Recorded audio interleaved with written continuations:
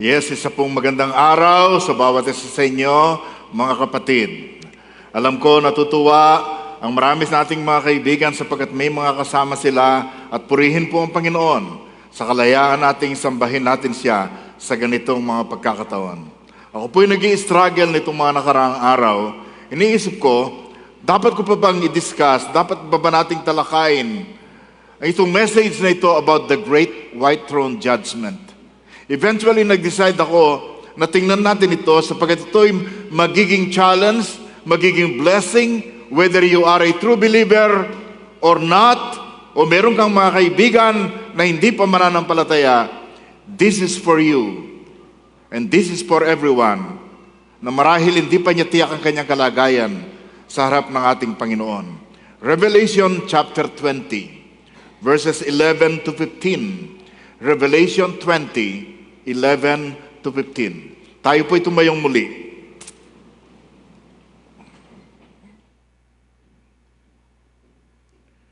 Pagkatapos nito'y nakita ko ang isang malaking tronong puti at ang nakaupo doon.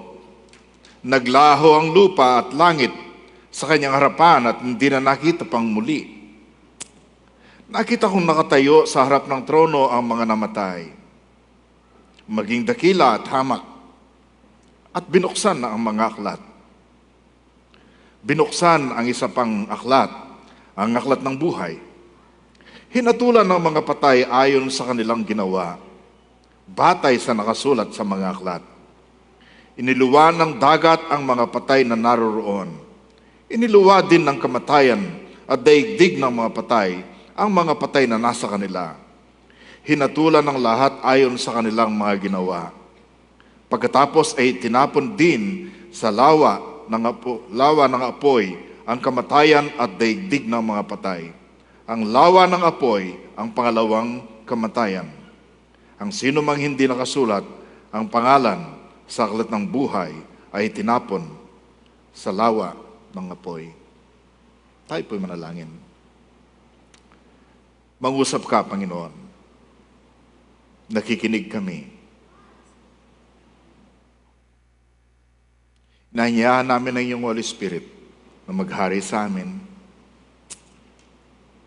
Magbigay ng conviction sa aming mga puso.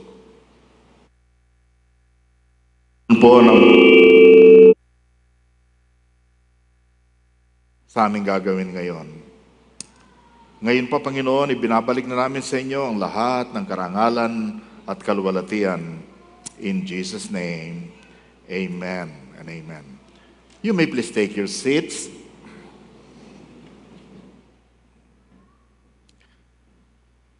Nais ko pong tingnan natin ang tatlong aspect ng pinag-uusapan nating the Great White Throne Judgment.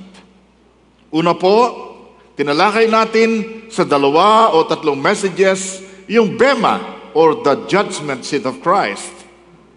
Yun po'y paghukom sa Bema ng mga tunay ng mananampalataya, ng mga pupunta ng langit. Pero ito pong tatalakayan natin ay sa mga taong hindi nagkaroon ng pagtitiwala sa Panginoong Yesus nung sila'y nabubuhay pa sa libutan ito. So titingnan po natin yung scene o eksena, titingnan po natin yung standard. Ano bang pamantayan ang gagamitin? Titingnan po natin ang sentensya o ang hatol na ibibigay. Let's look into the scene. Tingnan po natin ang eksena dito. Tingnan natin kung anong kaganapan, kung ano ang itsura ng the Great White Throne Judgment. Ito ba'y katulad ng Senate impeachment hearing? Ito ba'y katulad ng hearing sa Supreme Court? Ito ba'y katulad ng mga hearing sa ating mga regional trial court at saka sa ating mga city courts? Ano po sinasabi? So sa 3 questions po, ukol sa titingnan po natin, may 3 katanungan tayo ukol sa Great White Throne Judgment. Saan ba magaganap ito? Ito ba'y sa Philippine Supreme Court? Ito ba'y sa US Supreme Court? Ito ba'y magaganap sa Luneta? Ito ba'y magaganap sa the mall, sa United States, sa Russia? Saan magaganap ang the Great White Throne Judgment? Medyo mahirap pong sagutin kasi concept natin na space, isang lugar, katulad ng auditorium. At saka time, nagsimula tayo ng 10:15. Ito po walang ganun eh.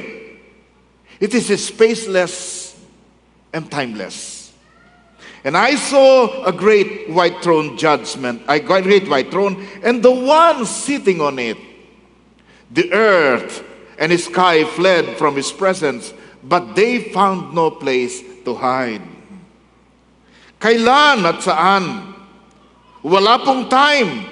Sapagat lumipas na ang kapanahunan na ginagamit pa natin ang time.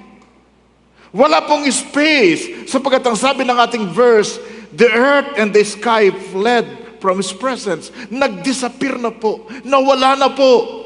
Ang nalalaman nating langit at mundo and maybe even the other planets. Hindi po sinasabi specifically kung saan. Hindi po pwedeng mangyari sa mundo sapagkat nag-disappear na nga ito. Hindi rin po pwedeng mangyari sa langit sapagkat ang mga makasalanan hindi pwedeng pumunta ng langit, hindi pwedeng tumuntong ng langit.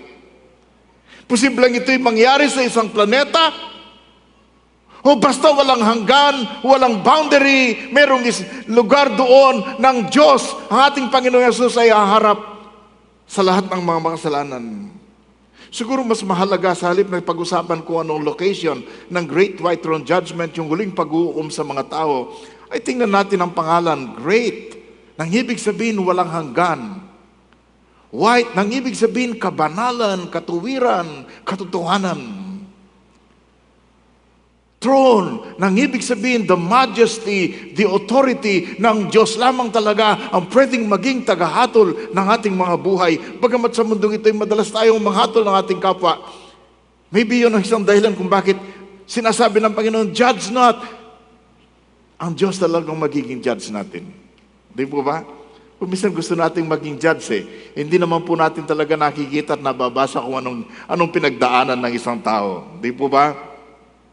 Wala na pong langit. Wala nang mundo na ating ginagalawan. Tingnan po ninyo, okay? Bibigyan ko kayo ng konting summary bago dumating ang Great White Throne Judgment. Nagkaroon na po ng rapture. Binuhay ng lahat ng mga patay na Kristiyano, ang mga buhay na Kristiyano, ay tinranslate na rin, nagsalubong na tayo sa ating Panginoon. Pagdating sa ating harap ng Panginoon, after a while, nagkaroon na ng Great White Throne Judgment sa lahat ng mga believers. At pagkatapos, binabumaba ang ating Panginoong Yesus, kanyang itinatag ang kanyang 1,000 reign, the President of the world will be the Lord Jesus Christ, and He would be King of Kings and Lord of Lords. And after that, ang sabi nila, magkakaroon pa ng konting rebellion sa pangungunan ng Satanas na pinakawalan.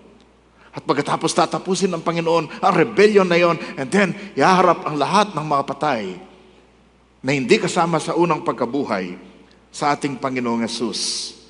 Yun po ang eksena. Pangalawang eksena ay, who will be the judge? Sino bang mahahatol? And I saw a great white throne and the one sitting on it. Sino bang nakaupo doon? Of course, ang sagot dyan ay, it is God through Jesus Christ. Ang ating Panginoong Yesus, yun po nakalagay. He is none other than the Lord Jesus Christ.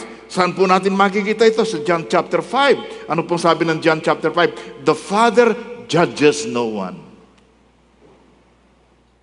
but has committed all judgment to the Son. Help me read that once again. Want to already read. The Father judges no one, but has committed all judgment to the Son.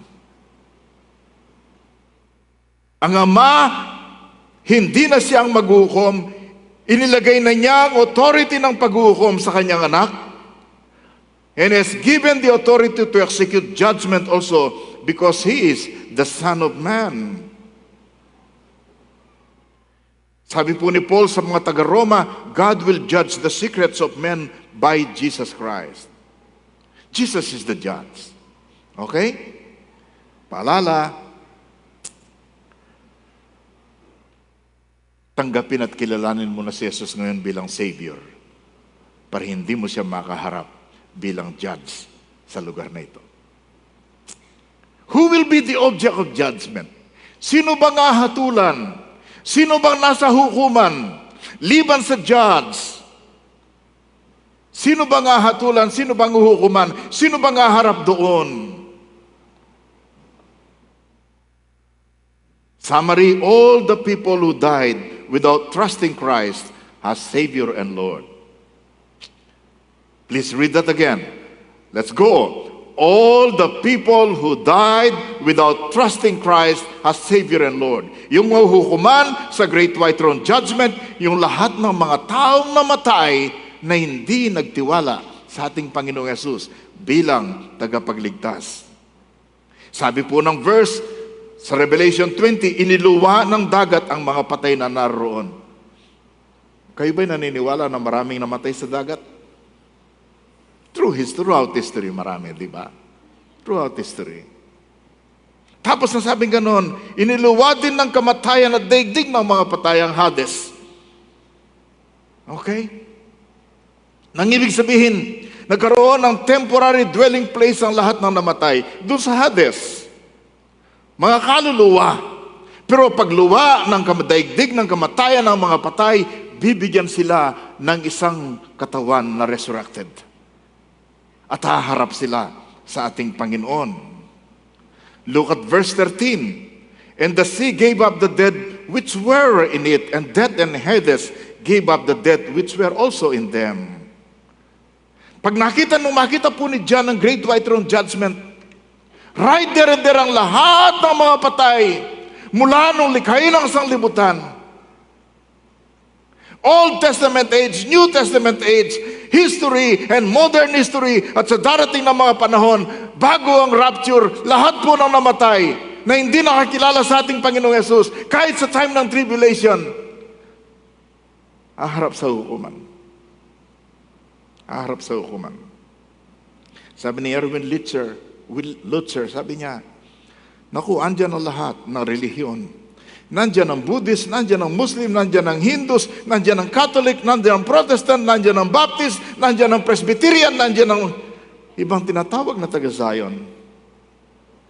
Sabihin niyo, Pastor, meron bang mga taga-Zion na hindi ligtas? Of course naman, kayo naman.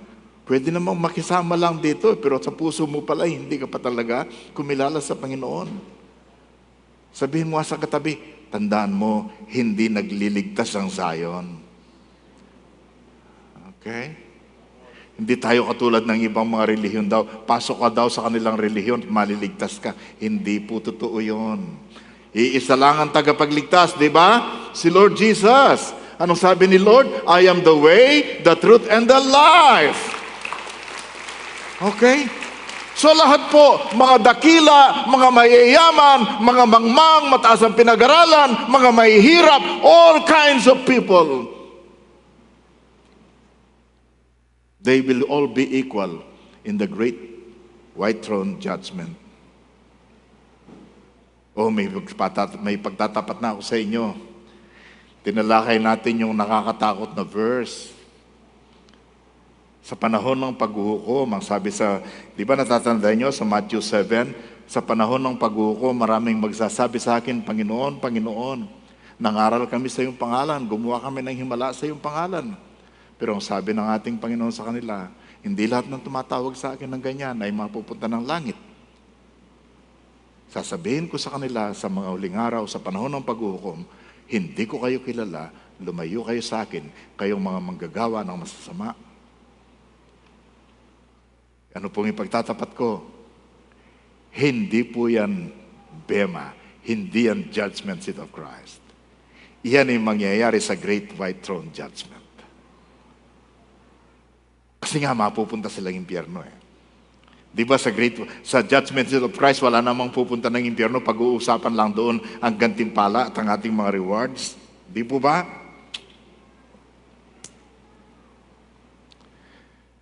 Ang kaibahan po dito, ng Hades at saka ng pagkapunta ng impyerno, sa impyerno meron na silang resurrected body. Sa Hades, puro mga kaluluwa. So luluwa ng Hades ang lahat ng matay, bibigyan sila ng resurrected body at doon bibigyan sila ng sentensya. Number 2, paano ba sila hahatulan? Look into the standard. Ano ba ang pamantayan? Ano ang standard na gagamitin sa paghuhukom at paghatol? Ang Constitution ba ng Pilipinas? Malamang hindi, no? Kasi balak nga nating i-revise ang Constitution. Ang Declaration ba ng United Nations? Ang Constitution ba ng United Nations? Ang Declaration of Independence? Ano bang batayan? Ano bang pamantayan? Para sabihin mo ang taong ito ay mapupunta sa impyerno. At nakita kong nakatayo sa harap ng trono ang mga namatay, maging dakila at hamak. Binuksan ang mga aklat. Sabihin niyo, mga aklat. Binuksan ang isa pang aklat. Sabihin niyo, isa pang aklat. Ang aklat ng buhay. Okay? Liwanagin po natin yon. Hinatulan ng mga patay ayon sa kanilang ginawa. Uy, importante palang gawa. Di ba? Ayon sa kanilang ginawa, batay sa nakasulat sa mga aklat. 2 standards po. Pakinggan nyo.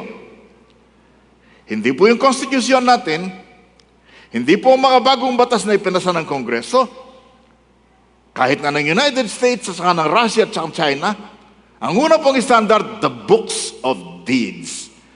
Underline po niyo yung letter S. Maraming books yan at maraming nakalistang ginawa ng tao. Tapos mayroong pangalawa, walang letter S, nag-iisang aklat, the book of life. Diyan po makikita ang pupunta ng langit at pupunta ng impyerno. Siguro iniisip niyo iba, sigurado nasa book of life ako.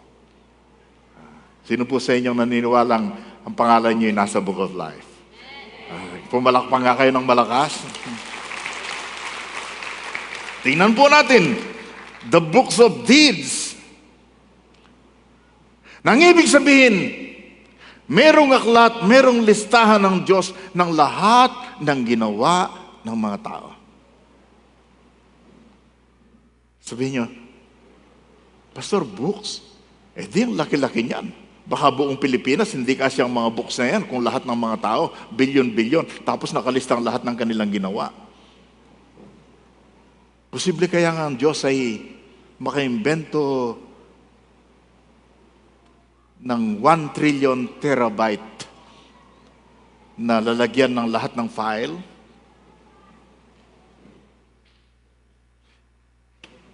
Wala namang imposible sa Diyos eh. Naniniwala ba kayong lahat ng naisip ninyo sa books po ang nakalista? Yung lahat ng ginawa? Yung lahat ng naisip? Yung lahat ng sinabi? At yung lahat ng hindi sinabi, lahat ng ginawa natin, sinabi natin na hindi alam ng iba, nandun. Can God do that? Remember, He is all-knowing. Ba't kayo naantok? Anong pinanood mo kagabi? Sa mundong ito ay madali tayong magtatwa eh. Anong hilig mong basahin at panoorin? You see? You can never tell. Mapwede ka lang magsuspetsa sa ginawa ng iba, pero kay God, He is all-knowing.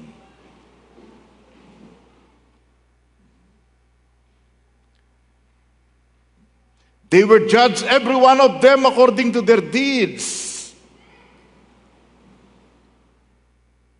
Sabi ko po rito, and I think I'm quoting an author here, God has kept perfect, complete, flawless, comprehensive records of every person's every thought, and every person's every word, and every person's every act done throughout their entire life. And sinners are going to be judged on the basis of their deeds, measured against God's perfect standard.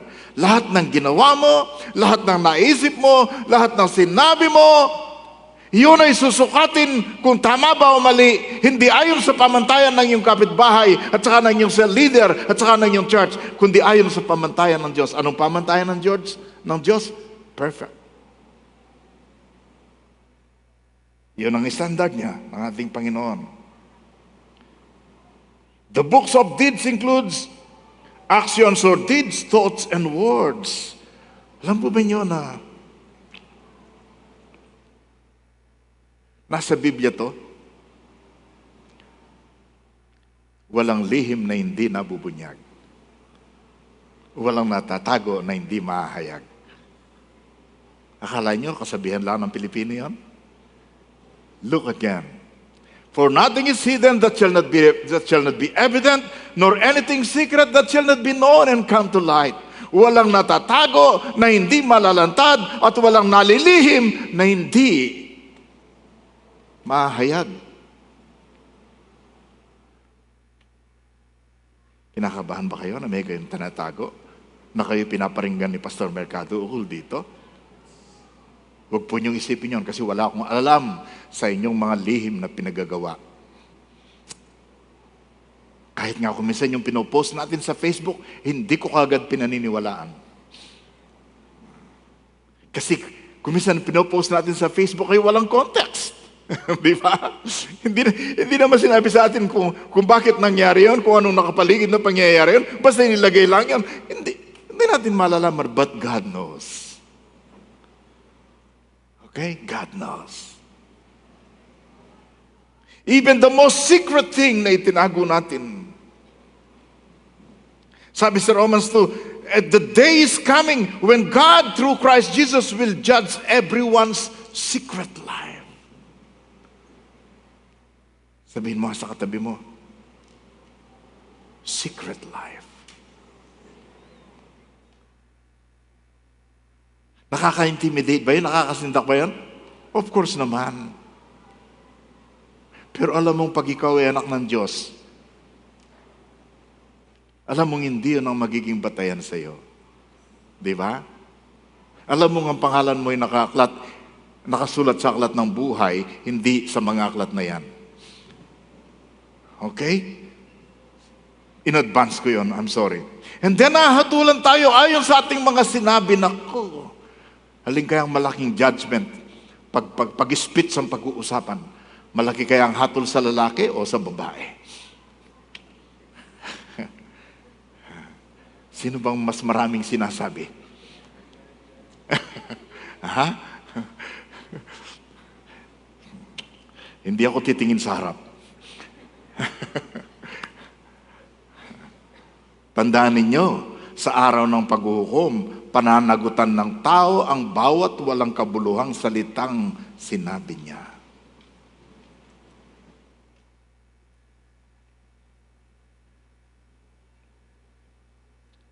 Alam ba niyo, ang mga babae daw kayang magsalita ng 30,000 words sa isang araw? Ang mga lalaki, mga 20,000 lang daw. Bakit ganon? Sabi ng babae, kasi makulit kayo, kailangan ulitin pa namin ang aming sinasabi. Mga biro lang po yun. Huwag kayong maniwala doon, di ba? Hindi mo naman pwedeng i-generalize na lahat ng babae ganito, lahat ng lalaki ganito. Meron na ako alam ng mga lalaki, mas madaldal pa kaysa mga babae, at mga chismoso, okay. Mahirap na mga lalaki tawagan mong chismosa, di ba?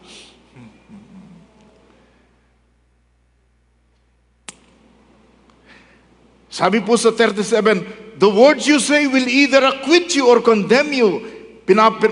Pawawalang sala ka o parurusahan batay sa mga salita. Sabihin mo sa katabi mo, importante palang sinasabi natin. Diba?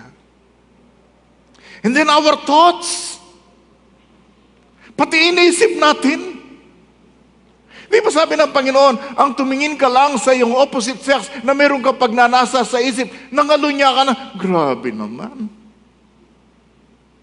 Out of the heart and out of the thoughts of men come evil.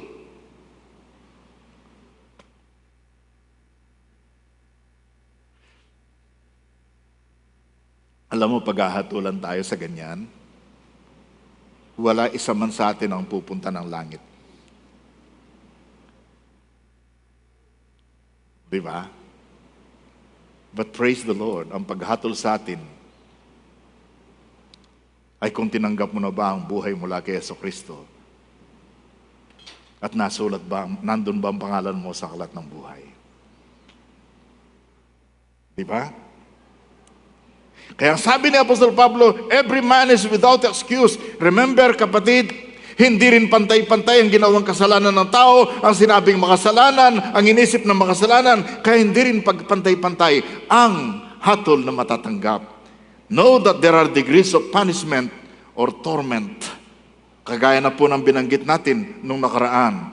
Pagkatapos meron pong isang book, the Book of Life.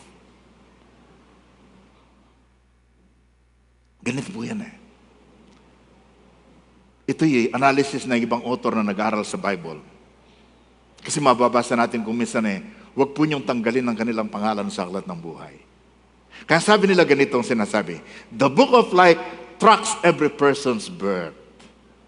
Pag ikaw ay pinanganak, okay? Nandun ka sa Book of Life. When we are born, our names go into the Book of Life. When we have our entire lifetime to accept Christ, buong buhay natin, may pagkakataon ka para tanggapin mo si Kristo. Buong buhay natin. If we come to the end of our lives and we have not accepted Him, pagdating sa dulo ng ating buhay, dumating ang kamatayan at hindi mo tinanggap, our names, ang pangalan natin ay tatanggalin sa aklat ng buhay.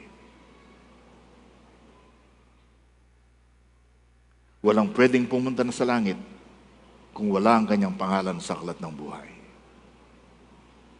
Mananatili ang iyong pangalan sa aklat ng buhay pag tinanggap mo si Jesucristo bilang Panginoon at tagapagligtas, sapagkat si Jesus ang buhay, di ba? Si Jesus ang buhay. O sabi naman ng iba, anong mangyayari sa listahan ng lahat ng nagawa ko? Burado na yon sa kapatawaran at sa dugo ng ating Panginoong Yesus nung tanggapin mo siya at kinilala sa iyong buhay. Amen? Sino pong masaya? Ay naku, kung hindi dahil doon, paano tayo haharap kay Lord? Sa dami ng sinabi nating palpak, sa dami ng inisip nating hindi tama, sa dami ng ginawa nating hindi approve. But thank God, may kaligtasan dahil sa kamatayan ni Jesus at sa dugong natigis sa krus ng Kalbaryo. Ngayon tingnan po natin ang sentensya. Anong hatol sa lahat ng mga namatay na binangon after 1,000 years and throughout history, bilyong-bilyong mga tao. Tingnan natin ang verdict, ang hatol. Napakahalaga po nito Basta tiyak po, pag ang pangalan mo ay nasa aklat ng buhay, na natili doon, hindi na-erase doon, dahil si Kristo ay kinilala mong tagapagligtas, hindi ka po kasama sa hatulan dito. Okay? You will not be part of the great white throne judgment, ang judgment dito ng Panginoon.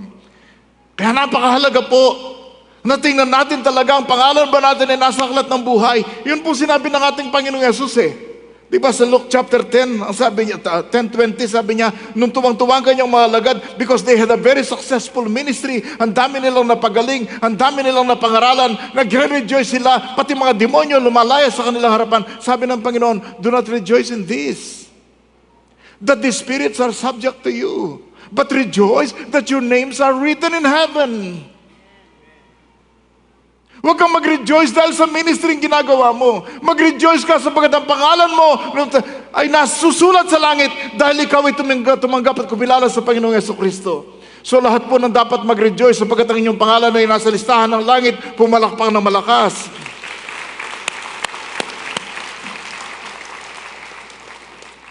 If anyone's name was not found written in the book of life, this is the judgment. Say itinapon sa lawang apoy.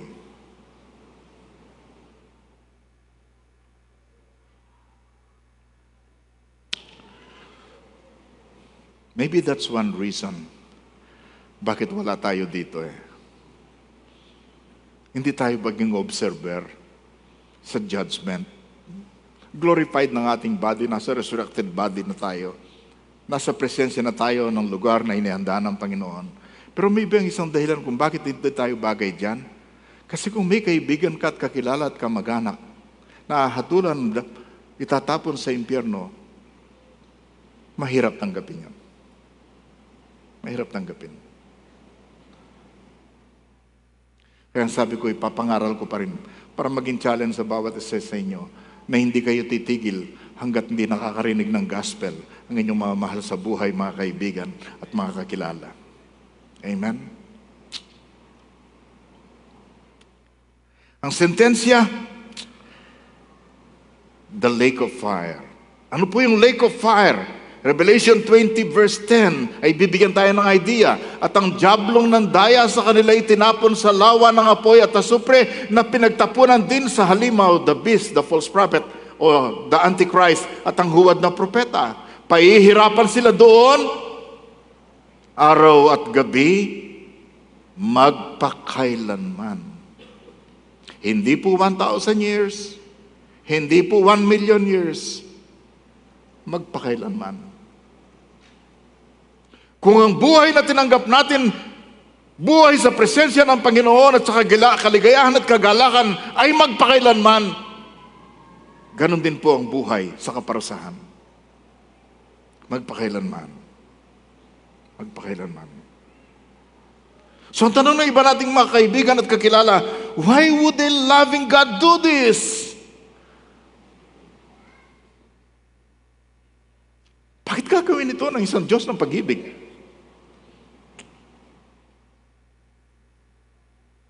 Well, because the loving God is also a just God. Sapagkat ang Diyos ng pag-ibig ay Diyos din ng katarungan at katuwiran at kabanalan. And then the other thing is this, pakinggan po niyo, a loving God will not send a person to hell.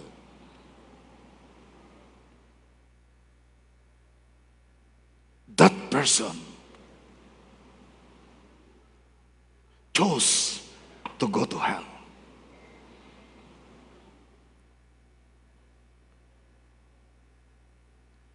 Pag ang isang tao ay pupunta ng impyerno, ang dami niyang pinagdaanan na magaganda, pero nireject niya.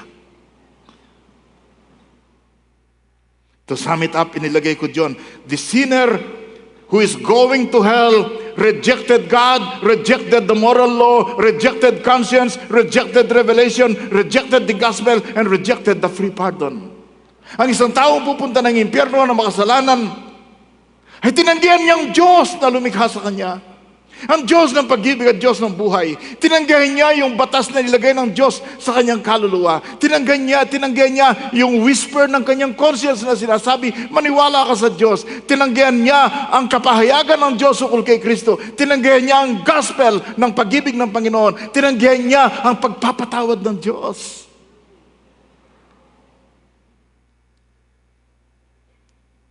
The sinner who rejected the sweet words. Ang taong isang pupunta sa impyerno, nireject niya yung napakatamis na salita ng Panginoon. For God so loved the world that He gave His only Son.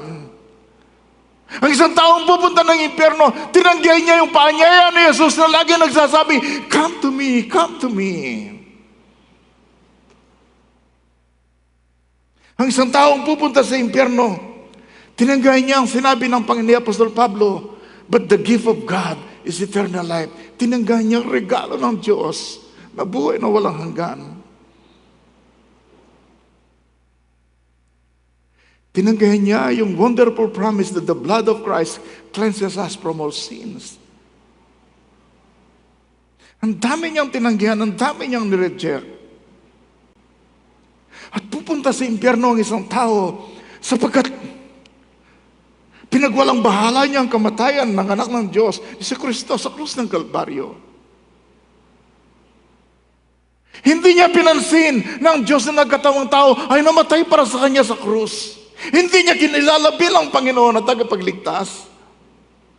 Hindi niya pinansin ang dugong natigis sa krus ng Kalbaryo. Niyurakan niya ang Panginoon at saka ang dugong natigis sa krus ng Kalbaryo. Hindi niya pinansin. Nireject niya lahat.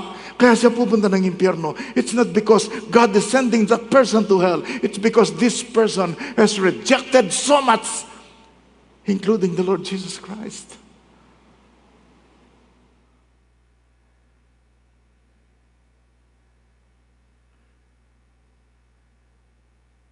Pero ako'y naniniwalang marami sa inyo ay magsasabi, hindi ko nireject ang Panginoon, hindi ko nireject ang kanyang pag-ibig. Hindi ko pinagwalang bahala ang kamatayan ni Jesus sa krus. Hindi ko pinagwalang bahala ang dugong natigis sa krus. Hindi ko pinagwalang bahala ang regalo ng buhay na walang hanggan. Hindi ko pinagwalang bahala ang lahat ng ginawa ni Jesus para sa akin. Nung marinig kong kanyang mabuting balita, binuksan ko ang aking puso at tinanggap ko siya at kinilala bilang Panginoon at tagapagligtas. At pupunta ka ng langit, hindi sapagkat naging mabuti ka, kundi sapagkat tinanggap mo ang pag-ibig ng Diyos at ang madugong kamatayan ni Jesucristo sa krus ng Kalbaryo.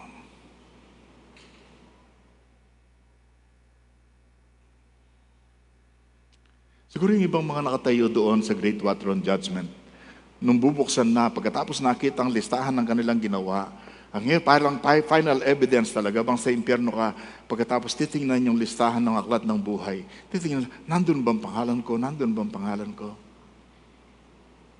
Kapag kaibigan, kapatid, kung si Kristo'y tinanggap mo na sa iyong puso at buhay, nagsisi ka na sa iyong kasalanan, inamin mo makasalanan ka, at si Kristo ang nagbayad ng iyong kasalanan, at siya ang iyong tagapagligtas. Ayon sa salita ng Diyos, ikaw ay may buhay na walang hanggan. Ang pangalan mo'y nasa aklat ng buhay ng ating Panginoon. Pero ang isa pang pakiusap ko sa inyo, meron ba kayong kaibigan, kakilala, pamilya,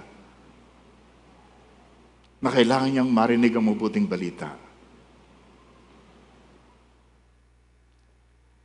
Upang hindi na siya kailangang humarap sa Great White Throne Judgment,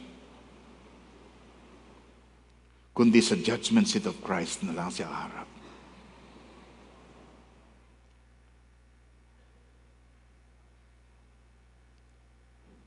Kung mayroong kang kaibigan, kakilala, kapamilya na hindi pa nakakilala sa Panginoon, nasa kamay mo ang kanilang buhay. Sagot mo sila. Ikaw ang inuutusan ni Lord na kailangan hindi pumunta sa impyerno yan. Ikaw ang gagamitin ko, ang sabi ng Panginoon.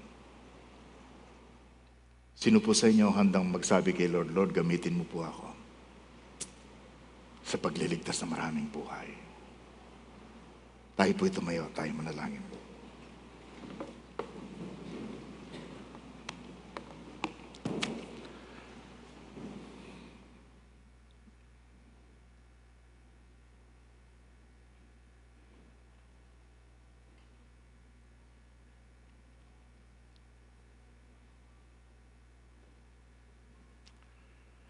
Sa bawat isa sa inyo, na alam nyo ang pangalan nyo ay nasa aklat ng buhay dahil tinanggap nyo na ng tunay si Jesucristo sa inyong puso, pwede mong pumalakpak kayo ng napakalakas.